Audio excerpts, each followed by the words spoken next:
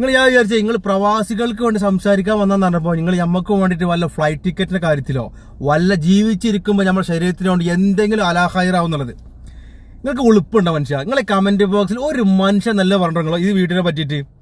ജീവിച്ചിരിക്കുമ്പോൾ ഞങ്ങൾക്ക് വേണ്ടി വല്ല സംസാരിക്കാൻ പറ്റും നിങ്ങൾക്ക്? ഹയാത്തിലുണ്ടാവുമ്പോൾ നിങ്ങൾ ഇൻഷുറൻസ് കമ്പനീൻ്റെയൊക്കെ വല്ല പൈസയും വാങ്ങി പ്രൊമോഷൻ കൂടി ചെയ്തോ?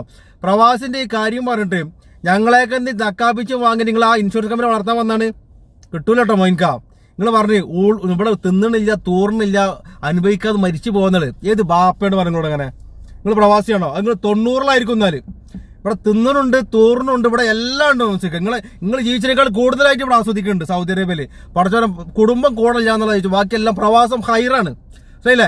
ജീവിച്ചിരിക്കുമ്പോഴുള്ളത് പറയുന്നത് ഞങ്ങൾ മരിച്ച് മയ്യത്തായിട്ട് അതിന് നിങ്ങൾ ഇൻഷുർ ചെയ്യാൻ വന്നാണ്. ഏത് ഇൻഷുറൻസ് കമ്പനിയാണ് പൈസ കൊടുക്കുക? എങ്ങനെയെങ്കിലും ക്ലെയിം ക്യാൻസൽ ആക്കാനേ പറ്റുള്ളൂ. നിങ്ങൾക്ക് ഇത്തിരി ഇതുണ്ടായി നമ്മളൊക്കെ ഇങ്ങനെ സെന്റി അടിച്ചിട്ട് വന്നിട്ട് ഇൻഷുറൻസ് കമ്പനി ആളെ ചേർക്കാൻ.